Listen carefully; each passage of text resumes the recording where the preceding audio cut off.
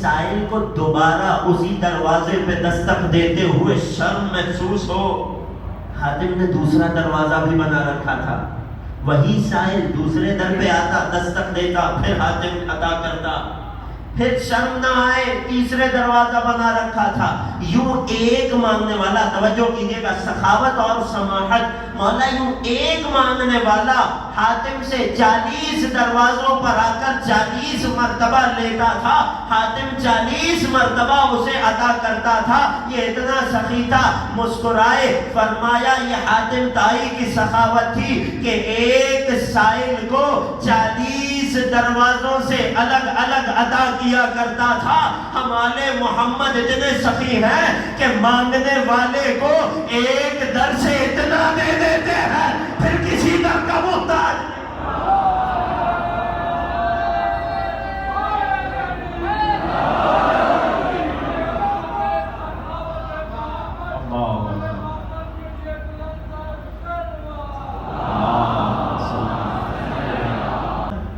مولا نے اپنا تعارف بنایا وہ ہے والفصاحہ، ہم آل محمد کو فصاحت عطا کی گئی۔ ایک جملے میں سمجھاؤں، فصاحت یعنی بہترین بات کو بہترین الفاظ کے ساتھ کہہ دینا۔ خطیب نہج بلاغہ کا پوتا اپنا تعارف کروا رہا، ہمیں فصاحت دی گئی۔ خود مولا کے پورا خطبہ اسی فصاحت کا اظہار ہے۔ جانتے ہیں آل محمد کو کیسی فصاحت ملی؟ یزید کے دربار میں یقیناً شاعر بھی بیٹھے تھے، مگر کوئی ان کے سامنے نظر نہ اٹھا سکا کہ جب انہوں نے اپنی فصاحت کا دعویٰ کیا۔ کیوں؟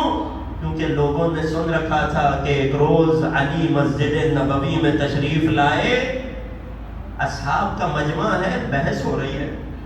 علی نے سوال کیا کس موضوع پہ بحث کر رہے ہو؟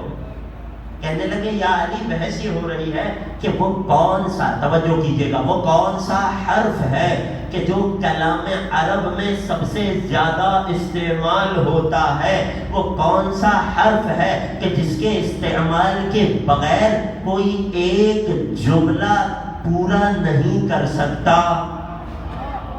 علی ہم سب نے بہت کوشش کی، فرمایا کس نتیجے پہ پہنچے؟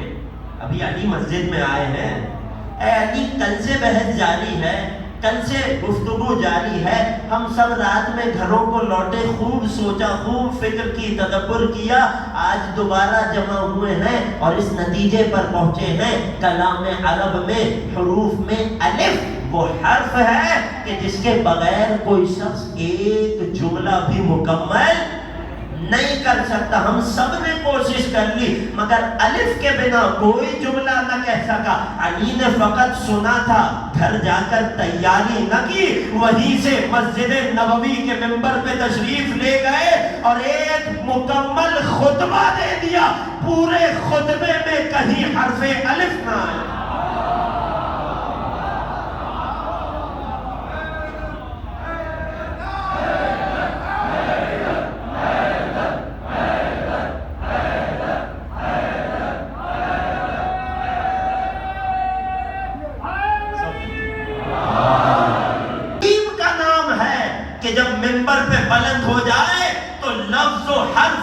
جناب میں ہاتھ باندھے کھڑے رہتے ہیں۔ اللہ اکبر، خطبہ دے دیا۔ آج بھی میرے نوجوان دوست سرچ کیجئے گا، انٹرنیٹ کا دور ہے، ہر چیز میسر ہے۔ علی کا بغیر الف کے دیا گیا خطبہ موجود ہے، ہم تک پہنچا۔ یہ تو ایک مثال ہے۔ ایک اور بار بحث چھڑی ہے، علی کوئی شخص بغیر نقطے کے ایک جملہ نہیں کہہ سکتا۔ اللہ اکبر، پھر خطیب نہج بلاغہ ممبر پہ تشریف لے گئے، پورا خطبہ دے ڈالا بغیر ایک بھی نقطے کے۔ وہ جو قرآن کے بسم اللہ کی بات کا نقطہ ہے، بغیر کسی نقطے کے پورا خطبہ دے دیا۔ اللہ اکبر، یہ خطبہ بھی ہم تک پہنچا ہے۔ یہ ہے فصاحت علی ابن ابی طالب، اور یہی فصاحت علی کے بعد ان کی اولاد میں بھی پہنچی کہ جس کا اظہار بھرپور انداز میں دربار شام میں چوتھے علی کی زبانی ہو رہا ہے۔ اگر آمادہ ہیں توجہ میرے ساتھ ہے، آخر تک چوتھے امام کی عظمت پر ایک درود پڑھ دیں۔ ایک لفظ کہہ کر مولا نے یزید کے سارے زخم کو ریت دیے۔ وہ جو اب تک بڑھ بڑھ کے کہہ رہا تھا میں نے بدر کا احد کا بدلہ لے لیا، ایک لفظ نے اسے جھلسا دیا۔ ہمیں شجاعت دی گئی۔ کیا ضرورت ہے کہ اس منبر سے آل محمد کی شجاعت سناؤں؟ کیا تاریخ اسلام خیبر و خندق و بدر و احد کو بھول گئی کہ اب ہم علی کی شجاعت کو بیان کریں؟ بس اتنا سن لیجئے کہ عرب کے پہلوان جب جنگ میں اترتے تھے تو اپنی تلوار پہ یا علی لکھ کر اترتے تھے، اس سے ان کے دل کو مضبوطی ملتی تھی۔ وہ جس کا نام ہی شجاعت کی علامت ہو اس کے بازوؤں میں کیسی طاقت ہوگی۔ ایک روایت پیش کروں گا، شجاعت پر نہیں، علی کی شجاعت اس سے بالاتر ہے کہ اسے بیان کیا جائے۔ علی کی شجاعت اس سے ظاہر تر ہے کہ اسے ظاہر کیا جائے۔ ایک روایت پیش کروں گا کیونکہ موقع ایسا ہے۔ امام نے 6 اشیاء اپنے ہدیوں میں، تحفوں میں جو خدا سے ملے، امام نے 6 اشیاء بیان کی۔ ایک واقعہ ہے کہ جس میں 6 میں سے 3 چیزوں کا اظہار ہو گیا۔ غور کیجئے گا، جنگ کا موقع ہے، علی دشمن کے روبرو ہیں، علی نے دشمن پر ایک وار کیا، دشمن کی تلوار دور جا کر گری۔ کہنے لگا اے علی، نہتے سے تو کوئی بھی مقابلہ کر لے۔ سوال کیا تو کیا چاہتا ہے؟ توجہ کیجئے گا، تو کیا چاہتا ہے؟ کہنے لگا حبلی سیفک، اے علی اپنی تلوار دے دیجئے۔ یہ کیسے ممکن ہے کہ علی سے کوئی کچھ مانگے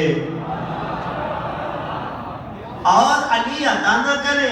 حبلی سیفک، علی نے تلوار اس کی طرف اچھال دی، علی کی تلوار کو ہاتھوں میں تھاما۔ خدا کی قسم کوئی بہت بڑا پہلوان ہوگا کہ جو علی کی ذوالفقار کو اٹھا پایا۔ یہ وہ تلوار تھی کہ مدینے میں جب لوگوں نے اسے اٹھانے کی کوشش کی تو کئی دن تک بازو تھام کر بیٹھے۔ علی کی تلوار کو تھاما، یہاں کیا دکھا؟ علی کی سخاوت، سماحت دکھ گئی۔ علی نہتے ہیں، ہاتھ خالی ہے، دشمن کے ہاتھ میں تلوار ہے۔ یہ کیا ہے؟ یہ علی کی شجاعت ہے۔ 2 چیزیں ہو گئی۔ اب علی سے اکڑ کر کہنے لگا اب تجھے مجھ سے کون بچائے گا؟ علی نے برجستہ جواب دیا اب مجھے تجھ سے وہی بچائے گا کہ جس نے کچھ لمحوں پہلے تجھے مجھ سے بچایا۔ یہ تھی علی کی فصاحت و بلاغت۔ ایک ہی واقعے میں تینوں صفات کا اظہار ہو گیا۔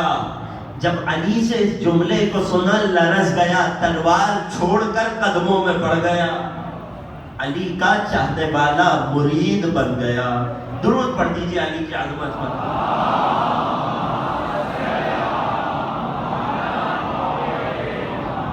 5 چیزیں آپ کی خدمت میں پیش کرتی، بہت جلدی آج میں سفر کو تھوڑا تیز رکھوں گا، مگر آپ نے اس رفتار تیز میں میرے ساتھ ساتھ سفر کرنا ہے۔ توجہ ہے، 5 چیزیں ہم نے واضح کرنی۔ 6ٹھی چیز کیا دی گئی؟ عجیب ہے واللہ، فرماتے ہیں والمحبت فی قلوب المؤمنین، ہمارے رسول کو 6ٹھا تحفہ یہ دیا گیا کہ مومنوں کے دلوں میں ہماری محبت ڈال دی گئی۔ اللہ اکبر۔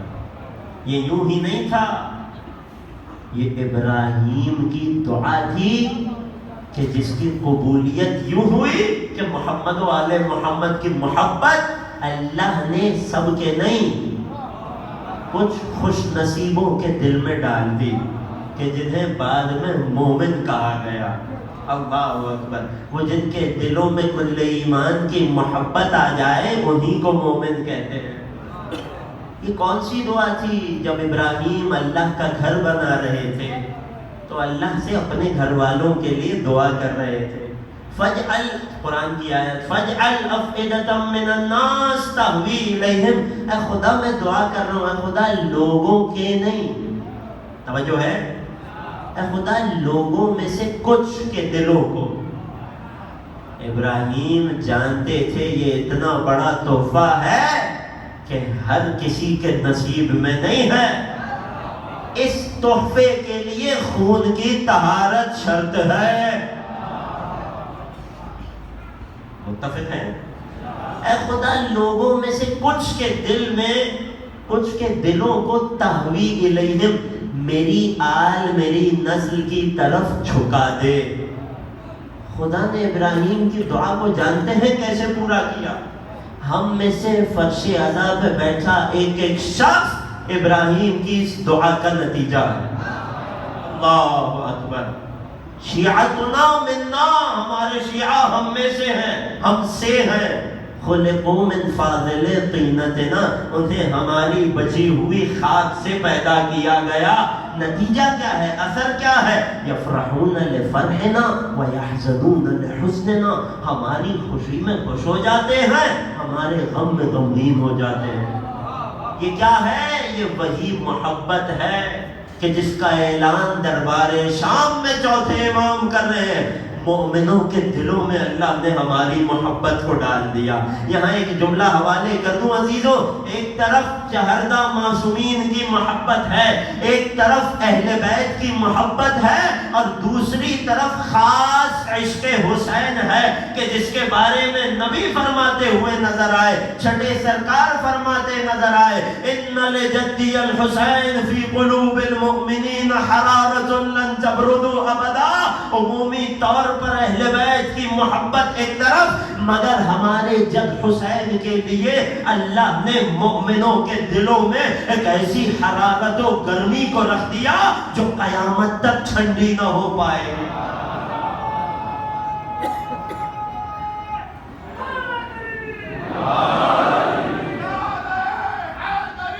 محمد والے ہمیں برتری یوں دی گئی کہ وہ جو اللہ کے چنے ہوئے نبی محمد ہیں وہ ہم میں سے ہیں. بِأَنَّ مِنَّا النَّبِيُّ الْمُخْتَارُ محمد. ایک توجہ کیجئے گا، وَمِنَّا الصِّدِّيقُ. میں فقط اشارے کروں، صدیق امت ہم میں سے ہیں. مراد کون تھی؟ اپنے دادا علی مرتضیٰ. نہیں عزیزوں، توجہ نہیں کر رہے آپ. یہ ایک منزل ہے، یہ ایک معراج ہے. مولا کیا کیا سمجھا کے آ گئے دربار شام سے. وَمِنَّا الصِّدِّيقُ، صدیق امت ہم میں سے ہیں. میرے جد علی مرتضیٰ اس امت کے صدیق ہیں. دربار میں سارے شامی بیٹھے تھے، کوئی اٹھ کر کہہ دیتا اے مولا یہ لقب آپ کے جد علی کا تو نہیں ہے. معلوم ہو گیا کہ 61 ہجری تک یہ لقب علی مرتضیٰ کا تھا.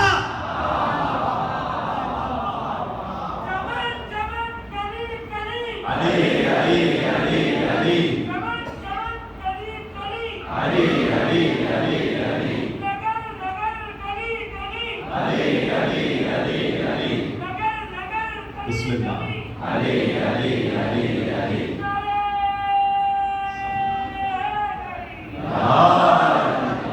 بِأَنَّ مِنَّا النَّبِيُّ الْمُخْتَارُ، نبی مختار ہم میں سے ہے. یہ ہر وہ فضیلت ہے کہ کوئی ایک شامی دعویٰ نہیں کر سکتا کہ ہم بھی اس میں شریک ہیں. ان منا النبی المختار، نبی مختار ہم میں سے. ومنا الصدیق، صدیق امت میرے دادا علی. ومنا الطیار، جعفر طیار ہم میں سے. ومنا اسد اللہ و اسد الرسول، اللہ کا شیر، اللہ کے رسول کا شیر ہم میں سے. یہاں مراد کون ہے؟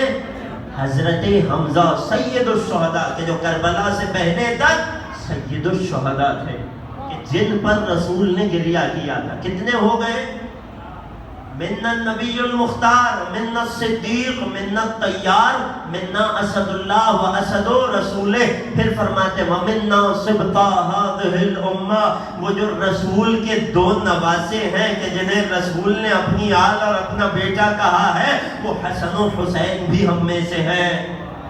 کتنے ہو گئے؟ 6 ہو گئے. حسن و حسین ہو. مولا 7واں کیا تعارف ہے؟ فرمایا وَمِنَّ الْمَهْدِي، اس امت کے مہدی بھی ہم میں سے ہیں. گویا یزید کو بتا دیا آج اپنے جس ظلم و جور اور طاقت پہ اکڑ رہا ہے، جس نے آ کر سارے ظلم کو ختم کرنا ہے اور زمین پہ عدل و انصاف کو قائم کرنا ہے، وہ مہدی بھی ہماری نسل میں ہے. اللہ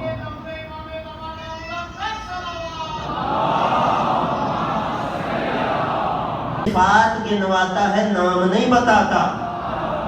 قرآن ناطق نے بھی دربار شام میں نام بعد میں لیے، پہلے اوصاف گنوانا شروع کیے.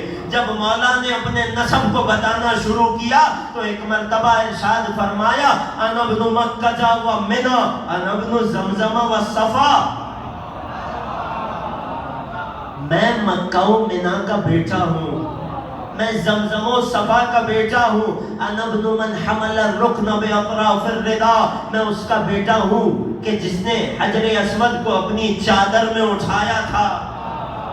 امام کا ایک ایک جملہ تاریخ کے ایک واقعے کی طرف اشارہ ہے. وقت نہیں ہے ورنہ تفصیل سے بات ہو سکتی تھی. میں اس کا بیٹا ہوں، میں اس کی نسل سے ہوں کہ جس نے حجر اسود کو اپنی چادر میں اٹھایا. انا ابن خیر من طاف و سعی، میں طواف اور سعی کرنے والوں میں سب سے بہتر کا بیٹا ہوں. انا ابن خیر من حج و لبا، میں تمام حج کرنے والوں اور تلبیہ یعنی لبیک کہنے والوں میں سب سے بہتر کا لال ہوں. یہ تعارف چلتا گیا. یہاں ایک منزل پہ روکنا چاہوں گا. مولا یہ سب سمجھ آ گئے. آپ کے جد رسول اللہ تھے کہ جنہوں نے حجر اسود کو چادر میں اٹھایا تھا. آپ کے جد نبی سب سے بہتر تھے حج کرنے والوں میں، عمرہ کرنے والوں میں، سعی و طواف کرنے والوں میں.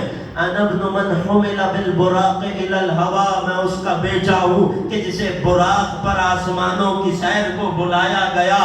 انا ابن من اسری به من المسجد الحرام الى المسجد الاقصى، میں اس کا بیٹا ہوں کہ جسے ایک رات میں مسجد حرام سے مسجد اقصی تک کا سفر کرایا گیا. انا ابن من صلی بملائکۃ السماء، میں اس کا بیٹا ہوں کہ جس نے آسمان کے فرشتوں کو نماز پڑھائی.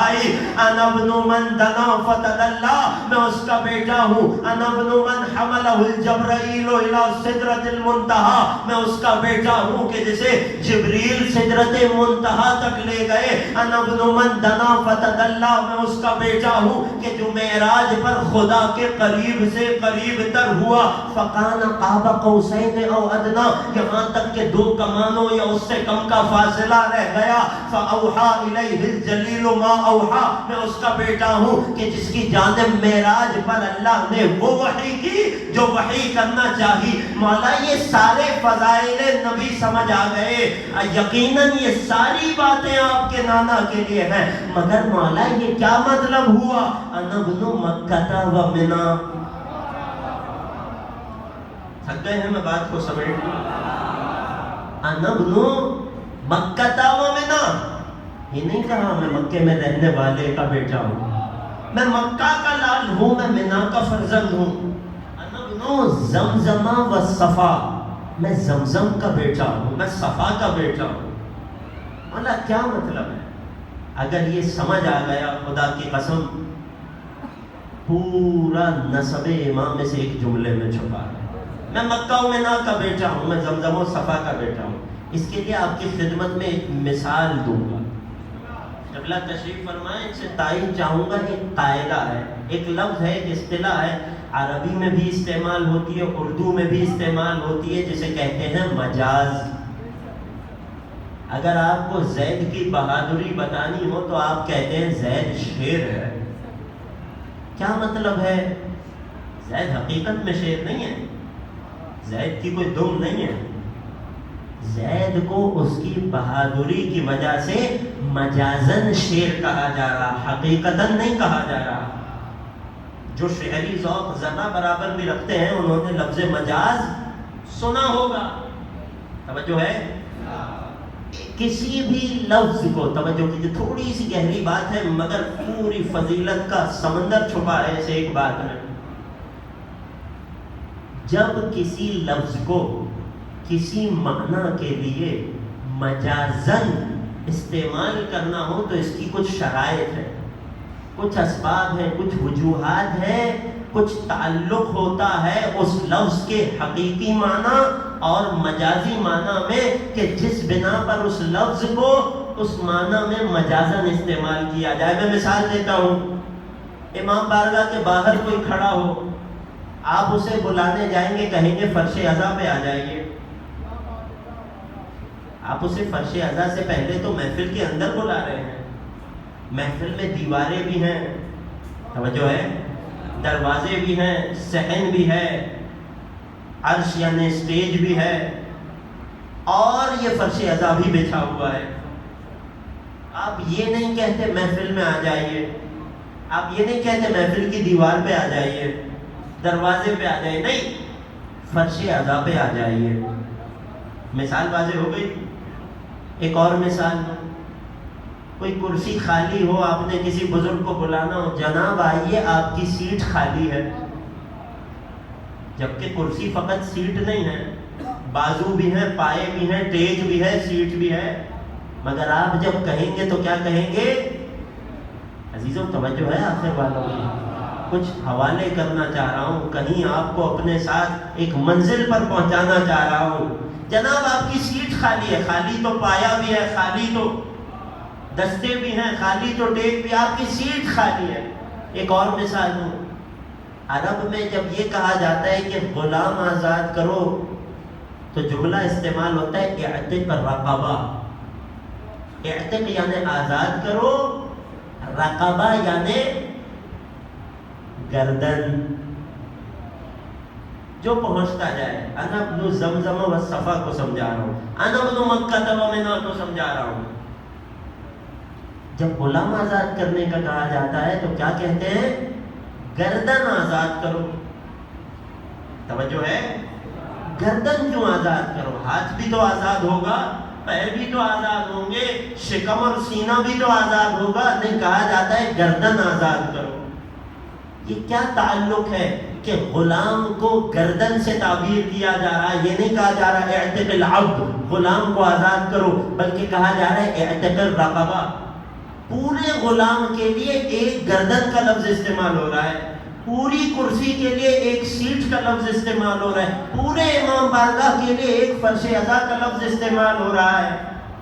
جانتے ہیں قاعدہ کیا ہے؟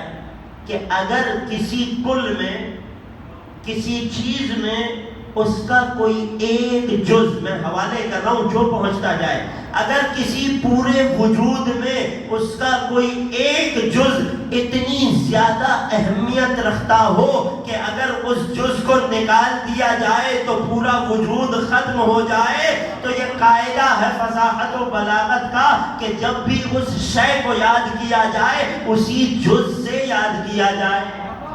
اگر امام بارگاہ سے فرش عزا کو نکال دیا جائے تو امام بارگاہ نہ رہے گا۔ اگر کرسی کا پایا ٹوٹ جائے تو کرسی تو کہلائے گی، ٹوٹی ہوئی کرسی کہلائے گی۔ اگر سیٹ ہی نکال دیجیے اب یہ کرسی نہیں کہلائے گی۔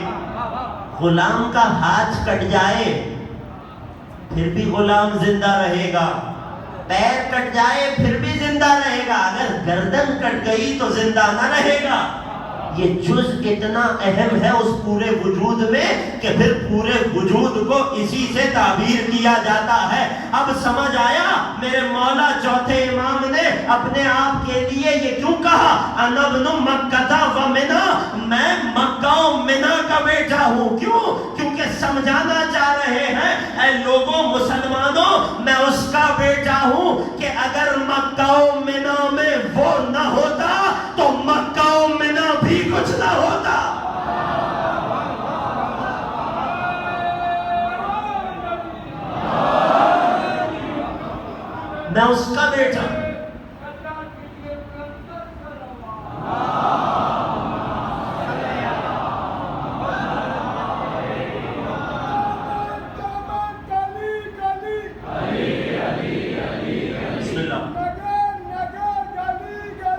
علی علی علی علی۔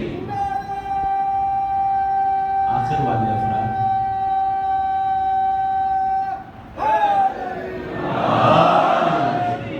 میں مکہ و منا کا بیٹا ہوں۔ مولا کیا مطلب؟ مطلب یہ کہ اگر مکے میں میرا نانا نہ ہوتا تو مکہ مکہ نہ ہوتا، لٹیروں کی ایک بستی ہوتی، اسلام کا مرکز نہ ہوتا۔ اگر میرے جد منا تک نہ گئے ہوتے تو منا منا نہ ہوتا، فقط پتھریلی چٹانوں کا نام ہوتا۔ انا ابن زمزم والصفا، اگر میرے جد نہ ہوتے تو نہ زمزم کی اوقات تھی نہ صفا کی کوئی اہمیت تھی۔ ارے میرے جد رسول اللہ تھے کہ جس نے ان مقامات کو لائق تعظیم بنا دیا۔ قرآن سے دلیل پیش کر دوں، 30واں پارہ ہے سورہ بلد کی آیتیں ہیں۔ ارشاد ہوا بسم اللہ الرحمن الرحیم لا اقسم بہذا البلد، میں اس شہر، مراد کیا ہے؟ شہر مکہ، میں شہر مکہ کی قسم کھاتا ہوں۔ اے خدا، مکے کی زمین میں ایسا کیا ہے؟ کیا تجھے مٹی پتھر پسند آ گئے؟ لا اقسم بہذا البلد، میں اس شہر کی قسم کھاتا ہوں۔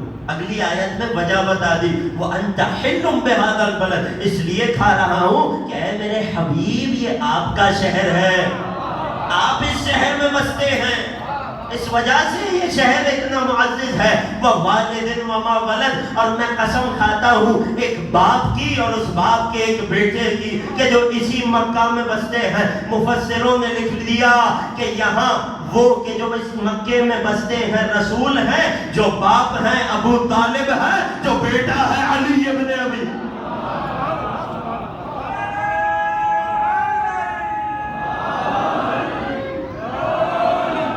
توجہ کیجئے گا عزیزوں، انا ابن مکہ تمامنا سمجھ میں آ گیا؟ انا ابن زمزم وصفا، انا ابن خیر من طاف وسعى، سارا تعارف کرا کر آخر میں نام لیا انا ابن محمد المصطفیٰ۔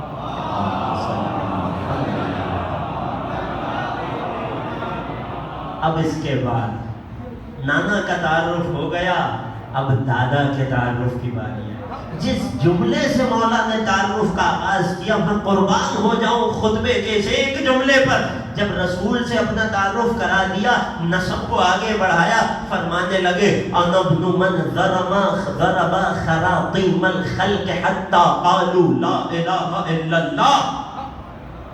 میں اسے سمجھاتا ہوں نوجوانوں کے لیے، اگر بقرہ عید کے موسم میں کوئی جانور بدک جائے تو آواز کیا دیتے ہیں؟ کیسے سنبھالو؟ جانور، بڑا جانور کیسے سنبھالا جاتا ہے جب بدکا ہوا ہو؟ کہا جاتا ہے اس کے مہرے کو تھام لو۔ متفق ہے؟ توجہ ہے؟ کہا جاتا ہے اس کا مہرہ پکڑ لیجئے، یہ سنبھل جائے گا، اس کے مہرے پر ہاتھ رکھ دو، اس کے مہرے کو تھام لو۔ عربی زبان میں اسی مہرے کو خرطوم کہتے ہیں، اور اس خرطوم کی جمع ہے خراطیم۔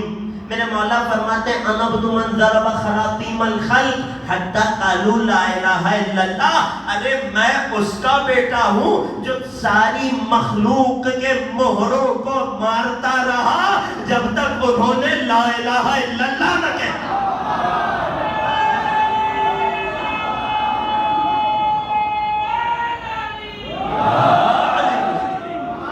وہ یہ یاد دلانا چاہ رہے ہیں یزید میرے دادا کی ذوالفقار تھی، تیرے اجداد کے مہرے تھے۔ اللہ اکبر۔ انا ابن من ضرب خراطیم الخلق حتی قالوا لا الہ الا اللہ، انا ابن من ہاجر مع رسول اللہ ہجرتین، میں اس کا بیٹا ہوں کہ جس نے نبی کے ساتھ 2 مرتبہ ہجرت کی۔ وقاتل بالسیفین، میں اس کا بیٹا ہوں کہ جس نے رسول کی وجود میں ان کے سامنے، ان کی نگاہوں کے سامنے 2 تلواروں سے لڑا۔ وطعن بالرمحین، میں اس کا بیٹا ہوں کہ جو 2 نیزوں سے وار کیا کرتا تھا۔ ایک ایک جملہ تفصیل چاہتا ہے۔ میں اس کا بیٹا ہوں کہ جس نے نبی کے سامنے 2 تلواروں سے لڑا۔ میں اس کا بیٹا ہوں جو 2 نیزے چلایا کرتا تھا۔ میں اس کا بیٹا ہوں جس نے نبی کے ساتھ 2 مرتبہ ہجرتیں کی۔ انا ابن وارث المشعرین، میں کس کا بیٹا ہوں؟ میں دونوں مشعروں کے وارث کا بیٹا ہوں۔ وَهُوَ أَبُو السِّبْطَيْنِ الْحَسَنِ وَالْحُسَيْنِ، وہ اس امت میں نبی کے دو نواسوں حسن و حسین کا بابا ہے، وہ کون ہے؟ فرمایا ذاک جدی علی بن ابی طالب۔ اللہ اکبر، تعارف ہو گیا؟ یقیناً لوگوں کے دل دربار میں لرز گئے ہوں گے کہ جب اپنے اجداد کے قاتل کا نام دربار میں سنا ہوگا۔ مولا نے تعارف آگے بڑھایا، انا ابن سیدۃ النساء، اللہ اکبر، میں تمام مستورات کی سردار کا بیٹا ہوں، انا ابن فاطمہ الزہرا۔ اب خطبہ اس منزل پہ آیا ہے، اپنے جذبات کو، احساس کو آزاد چھوڑیے گا۔ جس کی آنکھ میں معرفت کے آنسو سج جائیں، ذرا سوچئے کتنا سخت ہوگا میرے مولا کے لیے دربار میں ماں فاطمہ کا نام لینا، مگر تعارف کا تقاضا تھا۔ انا ابن سیدۃ النساء، میں تمام مستورات کی سردار کا بیٹا ہوں، انا ابن فاطمہ الزہرا، میں فاطمہ زہرا کا لال ہوں، انا ابن خدیجہ الکبریٰ، میں خدیجہ کبریٰ کا پوتا ہوں، میں اس خدیجہ کا پوتا ہوں کہ جس نے تمہارے بڑوں کو پالا ہے، انا ابن خدیجہ الکبریٰ۔ لوگ خاموشی سے سن رہے ہیں۔ تعارف کی ترتیب غور کیا آپ نے؟ پہلے نانا بتائے، پھر دادا بتائے، پھر ماں فاطمہ زہرا بتائیں۔ یقیناً لوگوں کے ذہنوں میں سوال ہوگا نا، اللہ نے علی و فاطمہ کو دو فرزند دیے، ایک حسن ہے ایک حسین ہے، یہ جو دربار میں خطبہ دے رہا ہے یہ کس کا لال ہے؟ اب مولا نے اپنے بابا حسین کا تعارف دربار شام میں کرایا۔ کیا کہہ کر کرایا؟ جملے سنیں گے، پورے مصائب کربلا کا خلاصہ ہے ان جملوں میں۔ انا ابن المخذول ظلما، میں اس کا بیٹا ہوں کہ جسے ظلم کر کے مارا گیا۔ انا ابن المجزوز الرأس من القفا، میں اس کا لال ہوں کہ جس کے سر کو پس گردن سے جدا کیا گیا۔ اس پر کے جو قیدی بھی ہے بیمار،